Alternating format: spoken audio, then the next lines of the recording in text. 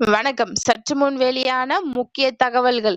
அரசு ஊழியர்களுக்கு 2% அகவிலையின்படி டிஏ உயர்வு. இத பத்தி தகவல்கள தான் இந்த வீடியோல பார்க்க போறோம். கீழ ரெட் கலர் பட்டன கிளிக் பண்ணி சப்ஸ்கிரைப் பண்ணி வச்சுக்கோங்க. பக்கத்துல இருக்கிற பெல் ஐகானையும் மறக்காம கிளிக் பண்ணி வச்சுக்கோங்க. அப்பதான் நான் ரெகுலரா வீடியோ போடுறது நோட்டிஃபிகேஷன் உங்க மொபைலுக்கு உடனுக்குடன் வந்து சேரும். வாங்க வீடியோக்குள்ள போகலாம். மறக்காம லைக் பண்ணிக்கோங்க. பிரதமர் நரேந்திர மோடி தலைமையிலான மத்திய அமைச்சரவை மத்திய அரசு ஊழியர்களுக்கான டிஏ மற்றும் ஓய்வூதியத்திற்கான டிஆர் ஆகியவற்றை 2% உயர்த்த ஒப்புதல் அளித்துள்ளது.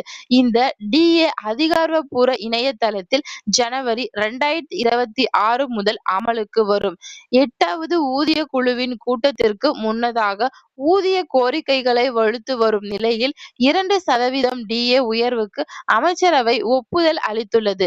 பணவீக்கத்தை சமன் செய்யும் வகையில் அதிகரித்து வரும் செலவுகளுக்கு நிவாரணம் வழங்குவதையும் நோக்கமாக கொண்ட இந்த உயர்வின் மூலம் அடிப்படை ஊதியம் ஓய்வூதியத்தில் 58% இலிருந்து 60% உயர்த்தப்பட்டுள்ளது. இது நாடு முழுவதும் உள்ள கோடிக்கணக்கான ஊழியர்களுக்கும் ஓய்வூதியதாரர்களுக்கும் பயனளிக்கும் என்று எதிர்பார்க்கப்படுகிறது. இந்த உயர்வு சிறியதாக இருந்தாலும் இது மாத வருமானத்தை சிறிதளவு உயர்த்துவதன் மூலம் ஓரளவு நிவாரணம் அளிக்கும்.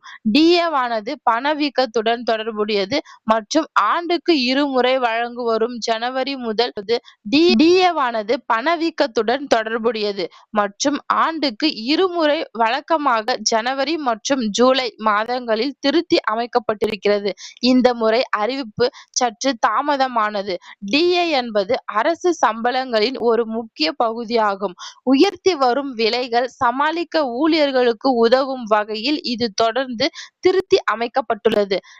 2% டிஏ உயர்வு ஒரு குறுகிய கால ஊதியத்தை அளித்தாலும் 8வது ஊதிய குழுவின் பரிந்துரைகள் அங்கீகரிக்கப்பட்டதால் பெரிய மாற்றங்கள் வரக்கூடும் என்று தெரிவிக்கப்பட்டுள்ளது.